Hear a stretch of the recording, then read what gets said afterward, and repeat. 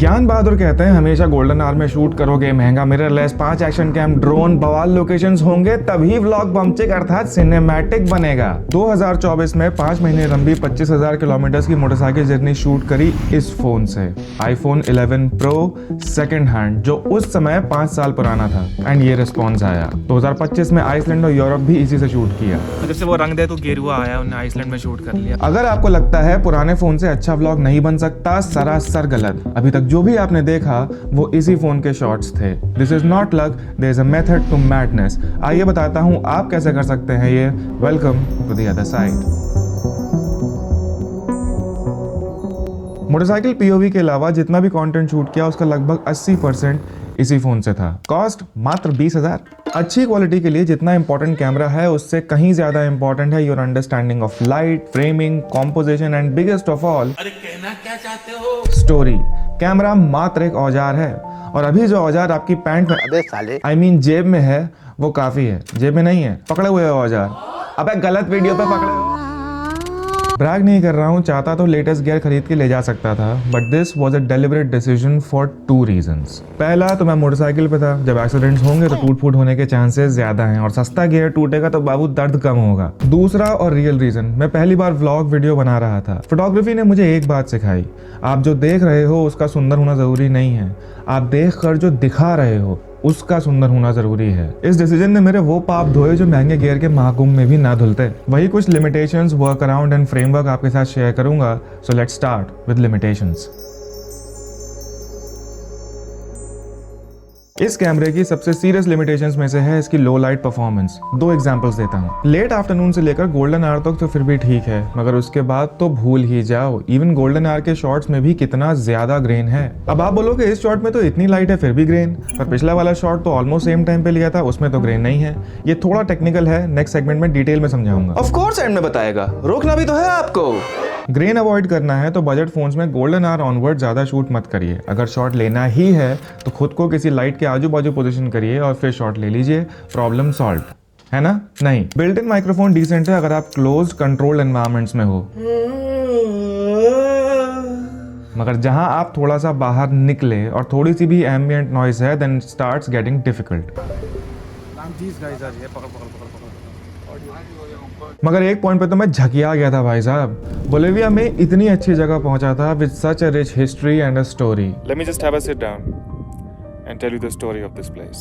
सारा dialogue piece to camera वहीं on the location record किया था।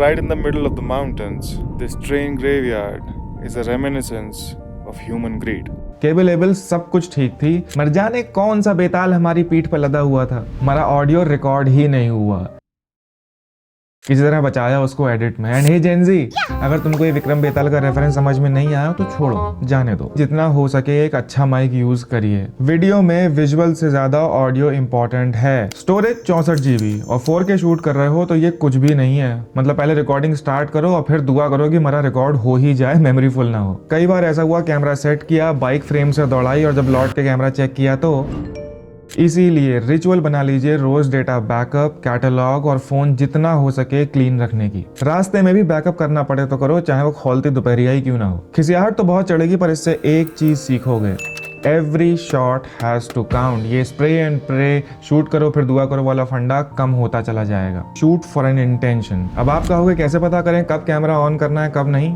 आओ। यात्रीगण कृपया ध्यान दें। चीले में अटकामा डेजर्ट में था मैं। सवेरे 5:30 बजे एक जगह पहुंचा था जो थी 90 किलोमीटर दूर। क्या बात?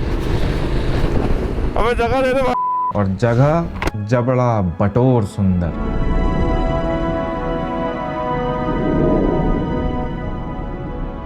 फोन निकाला शूट करने हेतु, मगर -7 टेम्परेचर और फोन स्टार्ट ही नहीं हुआ। काटो तो खून नहीं। मिनट से पहले फोन को ऐसे इनर के अंदर बगल में रखा गर्म करने के लिए। मूड की मैयत उठ चुकी थी and that's where I had to rethink everything. Phone नहीं, मेरी अप्रोच गलत थी। किसी भी जगह को दिखाने के लिए 3 सवालों के जवाब दो। पहला, कहाँ हो? Creating environment, establishment, setting context. उड़ा दिया ना ड्रोन, आईफोन से बनाएंगे। दूसरा, वो जगह क्या है, इंफॉर्मेशन, डिटेल्स, नॉलेज। और तीसरा, वो जगह फील क्या करा रही है, इमोशन, कनेक्शन, रिलेटेबिलिटी। तो रफली क्या क्या चाहिए, कुछ वॉकिंग शॉट्स, लोकेशन पे जाते हुए, उस जगह टहलते घूमते हुए और लोकेशन से वापस आते हुए। इन्फॉर्मेशनल बाइट्स, जहाँ कैमरे पे उस जगह के बारे में कुछ बताओगे। वैरायटी के लिए स्लोमो शॉट्स, कुछ बी रोल्स, लोगों के शॉट्स, फाइन डिटेल्स वगैरह वगैरह। तो जब ये सब क्लियर हो गया तो फोन निकाला, फटाफट शॉट्स लिए और इससे पहले कि ये कायदे ठंडा हो जाए फट से धल लिया बगल में वापस। This way you will slow down,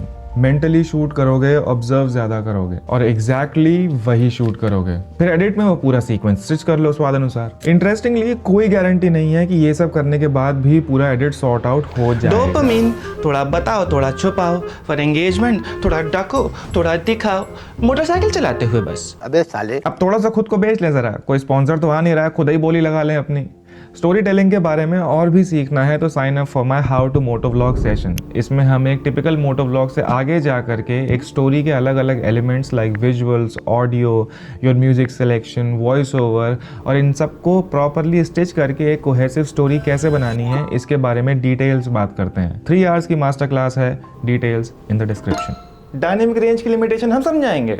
जैसे ही फ्रेम के अंदर एक्सट्रीम हाइलाइट्स और शैडोज होते हैं तो कैमरा कंफ्यूज हो जाता है। ससुर इन्फ्लुएंसर, ये आसान भाषा की बत्ती कहाँ डाली है, कृपया कूल्हे उठा के समझाइए। नोटिस करिए इस फ्रेम में क्या हो रहा है। जितना भी ये कमरे वाला पार्ट है, जैसे ये जो डेस्क है और ये वाला जो बोर्ड है, ये सब अंदर कमरा शैडोज में है, पर बाहर का स्काई जो है वो हाइलाइट्स हैं। जैसे ही मैं एक्सपोजर को नीचे करता हूँ हल्का सा, स्काई में तो हल्की हल्की डिटेल आने लगी है वापस, पर देखिए शैडोज के साथ क्या हो गया, ये सब का सब अंधेरा हो गया। एंड यहीं पे आता है, अरे कहना क्या चाहते हो? इस फ्रेम में मेरे लिए जितना इंपॉर्टेंट सनसेट वाला स्काई था उससे कहीं ज्यादा इंपॉर्टेंट फोरग्राउंड में सॉल्ट फील्ड का टेक्सचर था। इसीलिए इस फ्रेम के लोअर 2/3 में शैडोज कंपोज करी, मगर तब भी कैमरा हाइलाइट्स के लिए ही एक्सपोज कर रहा था क्योंकि फ्रेम में लाइट इतनी है। कैमरे को लगा अरे बहुत बहुत लाइट आ रही है अंदर, थोड़ा डार्क करो डार्क करो डार्क करो, और उस वजह से फोरग्राउंड यानी शैडोज भी डार्क हो गए, इतने कि उनमें डिटेल नहीं दिख रही थी। इसीलिए इस फ्रेम को जब शैडोज के लिए एक्सपोज किया, मतलब पूरे फ्रेम का एक्सपोजर हल्का सा बढ़ाया, तब शैडोज में ग्रेन आना शुरू हो गया। तो माननीय महोदय बाउचट यही समझाना चाह रहे हैं कि जब किसी फ्रेम में जन्नत जैसी हसीन हाइलाइट्स और दोज़ख की गहराइयों से काली शैडोज होती हैं तो कैमरा उसे पहले अपने हिसाब से एक्सपोज करता है। #automatic settings। Every limitation will force you to get creative and that creativity will make you better. और अपनी स्वावलंबी रचनात्मकता अर्थात इंडिपेंडेंट क्रिएटिविटी से आपको ज्ञात होगा कि किसी फ्रेम को इंटरेस्टिंग बनाने के लिए थोड़ा ढको थोड़ा दिखाओ। ओके, तो लो लाइट में क्या कर सकते हैं? वीडियो में सीखा था प्रॉपरली कैमरा पकड़ना, आज तो बिल्कुल प्रॉपरली सिनेमैटिक तरीके से पकड़ूंगा मैं। मैंने कहा था ना, जितना इंपॉर्टेंट कैमरा है उससे कहीं ज्यादा इंपॉर्टेंट है your understanding of light. And I do not mean a control environment like this studio lighting. Example, मैं अर्जेंटीना में था और शाम होने को थी। मौजी आ गई बेटे। अब ये तो पता ही है golden hour onwards quality degrade होती जाएगी। नागिन डांस कराती है वो सड़क पे। मुंहतन वास्ते एक जगह रुके और खुद को ऐसे पोजीशन किया कि लाइट मेरे साइड से आ रही हो। उससे चेहरे पे कंट्रास्ट क्रिएट हुआ, एक साइड लाइट और एक side shadows. Sun was low on the horizon और बैकग्राउंड इतना ज्यादा ब्राइट भी नहीं था and this balance the exposure. यही चीज दूसरे एग्जांपल में देखो, सन मेरे सामने डूब रहा है और जिस फ्रेम में मैं बात कर रहा हूँ उसमें भी लाइट एक साइड से आ रही है और एक साइड से शैडोज हैं, इतने ज्यादा नहीं है। यही आपको इस शॉट में दिखा और यही आप इस फ्रेम में भी देख रहे हो, एक साइड लाइट और एक साइड शैडो। थोड़ा ढको थोड़ा दिखाओ। दूसरा एस्पेक्ट है इस शॉट का कॉम्प्लीमेंट्री कलर स्कीम।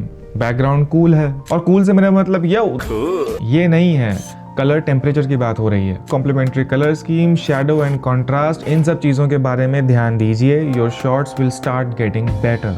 ऐसा भी हो सकता है वीडियो बनाते बनाते कभी लगे कहानी बहुत लंबी हो गई है, काटा जाए इसे, जैसे मुझे लगा।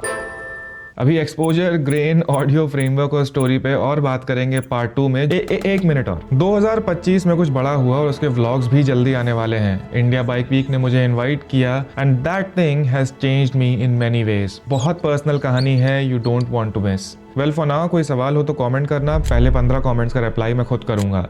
अगर मुझे सपोर्ट करना चाहते हो तो ये रहा मेरा डिजिटल कटोरा, सुपर थैंक्स का ऑप्शन भी अवेलेबल है। Like, share, subscribe, hype. I will see you in the comments. हस्ता लुएगो। अबे साले।